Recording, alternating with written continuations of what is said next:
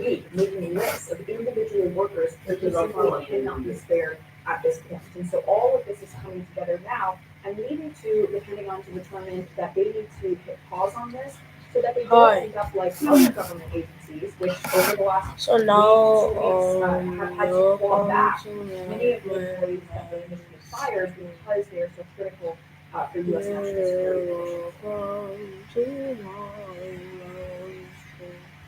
Right, yeah, and it's true. We've seen that at the USDA, we've seen it at the nuclear agency as well. So this is getting to be a worrying trend in terms of hiring and then having to rehire because of critical positions. That's actually a good trend. Great to have you with us. Thank you. In the meantime, FEMA is the latest agency on the Trump administration's chopping block via DOGE. President Trump has called FEMA a disaster, slow and totally ineffective. Now, FEMA senior officials have been ordered to submit a list of employees for possible firing that includes anyone who worked or works on climate, environmental justice, equity, or DEIA, according to a copy of the email shared with CNN. There is alarm about the cutting jobs at America's emergency response agency, and even Republican lawmakers on Capitol Hill are asking for details. CNN's Annie Gray joins us now from Washington. Annie, we've seen my notes. Come down. wildfires with parts of the country as well, and we think we want to shore up.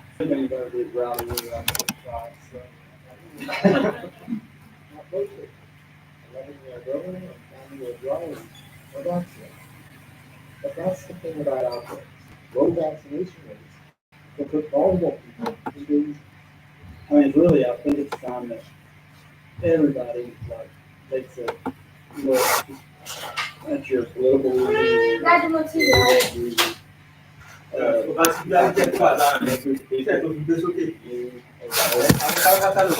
Information about vaccines. I do. Take a deep look into what it is that why. Do you really believe that? You just said yourself. There's a way. Dr. Ron Cook is with a lot of complicated. There's got plenty of vaccine. Look, I was typing. And there are people saying that they did 13 yesterday. 23 yesterday. We have pockets that are not well vaccinated. But these individuals, like in James County, they come to shop. We have Costco, Sam's, Walmart's, and they come here to do big shopping on the weekends. And they walk through Costco or they walk through these big shopping centers and they're exposed to these people. Let's get you up to speed on some of our other stories on our radar right now. The man accused of gunning down a United Healthcare CEO is due in court in the coming hours. Luigi Mangione has pleaded not guilty to his murder and terror charges in his New York State case. The 26-year-old has yet to enter a plea of federal murder, life in prison without parole if convicted. Take a look at these spectacular pictures from the Big Island of Hawaii. The Kilauea volcano has been erupting on and off since late December. This video was recorded Thursday when fountains of lava shot up 400 feet or some 122 meters into the air. Officials say the eruption isn't a major threat to people at this point, but it may impact air travel in the area. Police in Italy say they've uncovered a clandestine painting lab in a Rome workshop, and they've seized dozens of fake paintings that's attributed to famous artists, including Picasso and Rembrandt. Investigators say the suspected forger has likely sold hundreds of counterfeit works of art. No arrests have been made as well. And up next, Arab leaders meet in Saudi Arabia to weigh up the response to Donald Trump's reconstruction plan for Gaza. We'll bring you the details after the short break.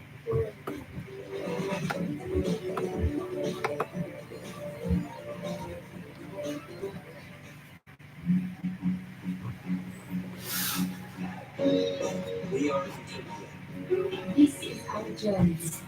To see the ancient cities and legends up close.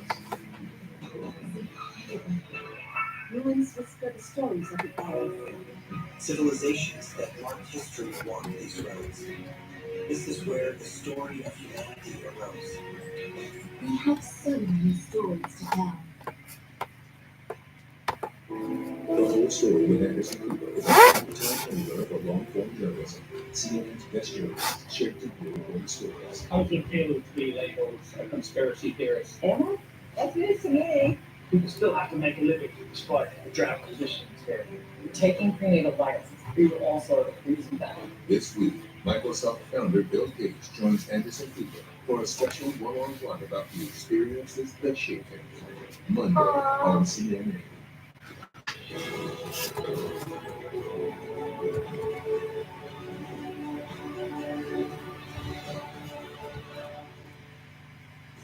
CNN celebrates 15 years of African voices. So, I look back at some of the most memorable moments and stories from the continent. If you laugh together, then you share something new.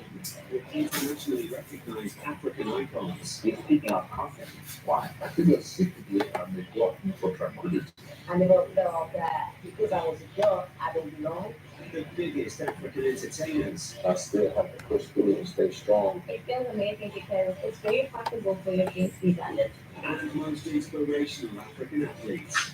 There's so much talent in Africa that, the more eyes we get on this, the more we're going to have these talents from the different places. Champions of Africa's diverse talent and culture. In whatever space I find myself, I want people to see me and be happy. That lend their voices to make real change in their communities and beyond. This is African Voices Changemakers, 15 years and counting, in association with Glow. I woke with it. This is CNN.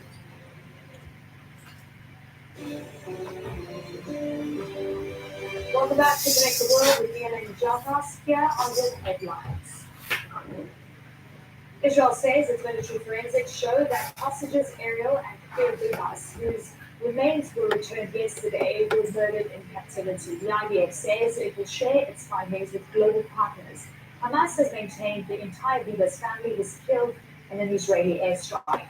The Ukrainian official says a potential deal on rare earth minerals was part of ongoing discussions between the United States and Ukraine Friday. It comes as Donald Trump's Russia-Ukraine envoy called Vladimir Zelensky, quote, the embattled and courageous leader of a nation at war.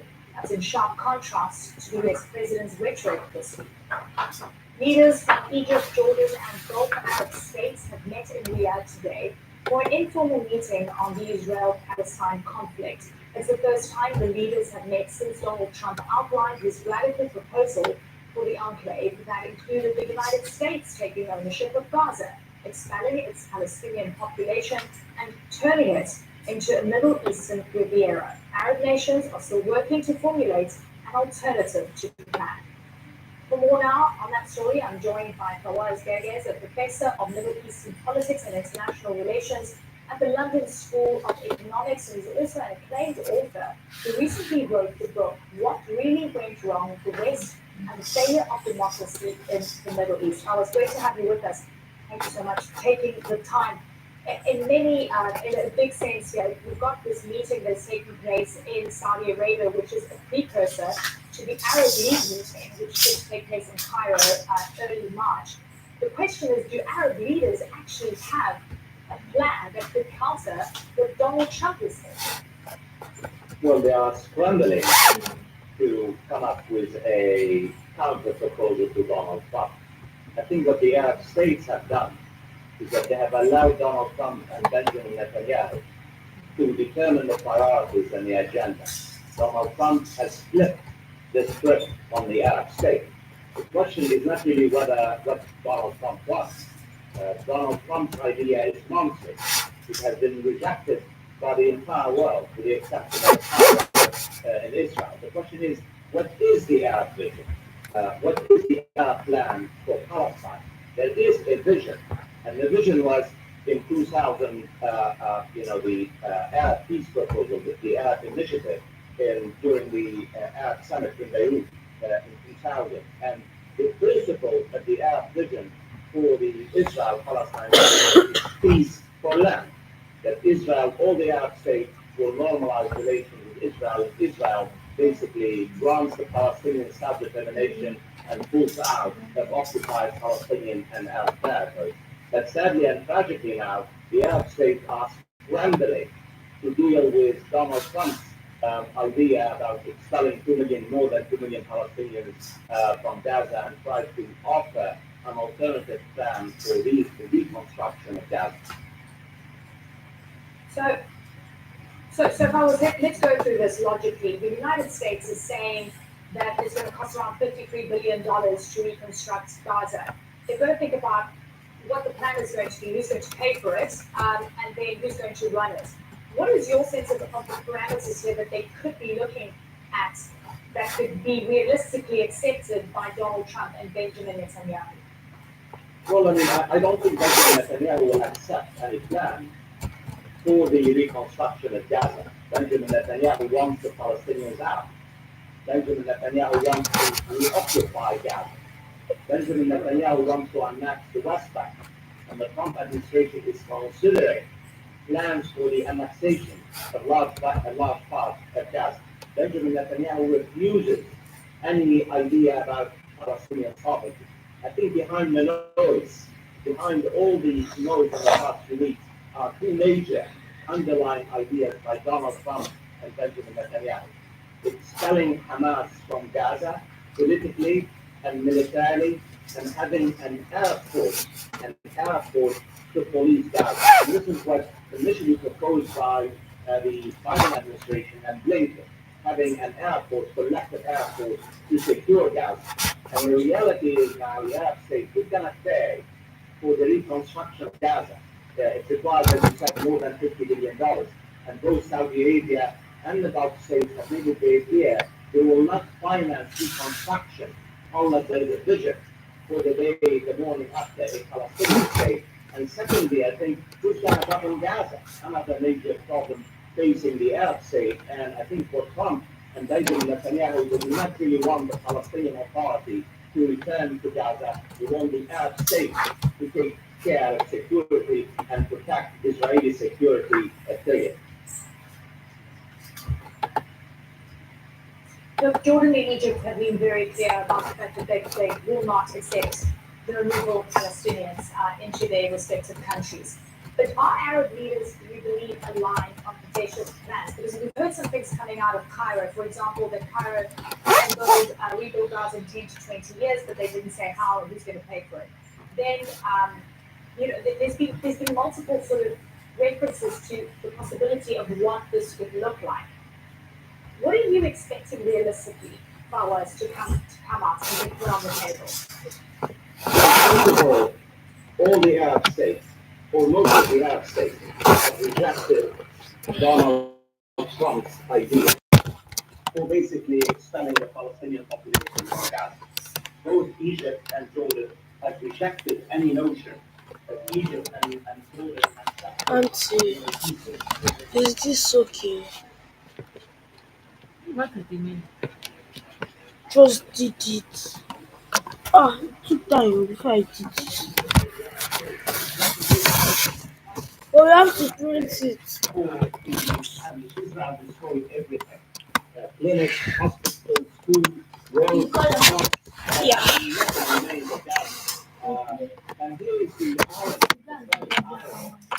Israel destroyed Gaza using American armament, and yet neither Israel nor the United States will contribute anything to rebuild Gaza, to reconstruct. I'm sorry to say that I'm not very optimistic. Anything concrete will come out of the Arab Summit, even though the Arab states do well.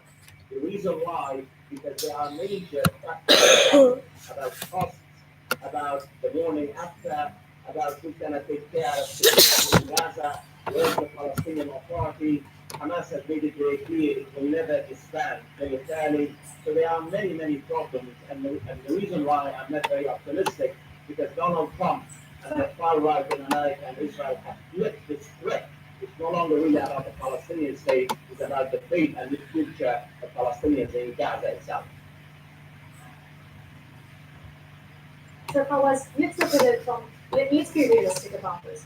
What is the probability of Donald Trump making good on his threat, his plan, where he says he's just going to take Gaza under what he called the US's authority? We also worried about the West Bank in terms of full annexation there. What do you think the actual outcome will be? In a few months' time, when we're talking, what do you think the reality of Gaza is going to be? Donald Trump's idea is bad. Donald Trump's idea is really monstrous. It's not going anywhere. It has no wings. What Donald Trump has been trying to do is to really basically change the conversation, change the agenda, change the priorities. Here's what I see, and I hope I'm wrong. My take on it is that Benjamin Netanyahu has the green light to resume the war in Gaza.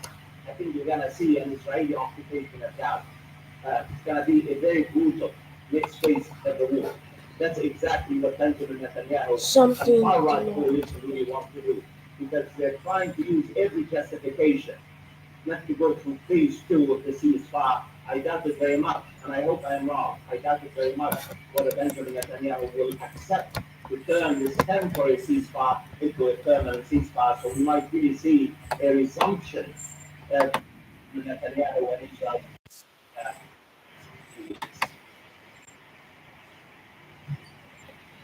I was really grateful for your insights today. Thank you so much for your time. Fawaz Geghis there for us. Consequential meeting in Riyadh now with Arab leaders, and of course we'll keep track on the outcome of that. In Germany, far-right politicians are expected to do well at the polls this weekend, but that doesn't mean they'll do in the new government. Why these snap elections are being watched so closely by the world. Wow. Something that the Lord made is a little bit.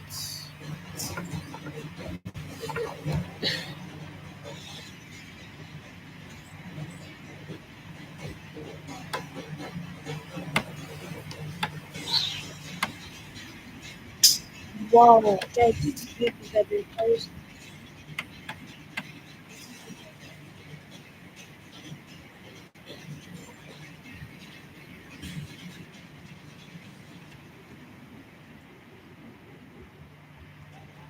We all have dreams since the start of your life. Download and control your life with Blue Cafe, the interactive self-service free activation bonus lets you post your content online.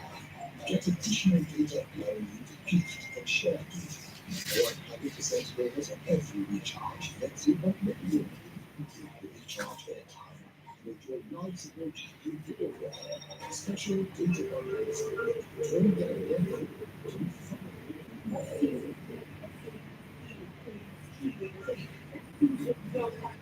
Let's check on you.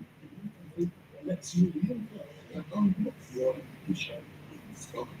Let's turn that movies into the next year best.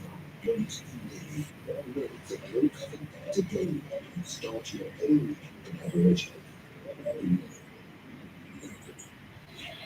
Inside Africa, you see a continent in transformation as trailblazers in technology and industry across Africa and beyond.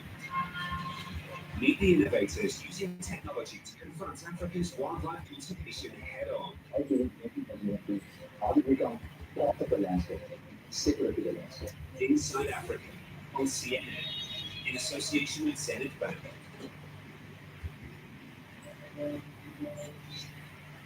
When German voters head to the polls Sunday to elect a new parliament, the country's sluggish economy, immigration, reform, and Ukraine's war with Russia seem to be top of mind.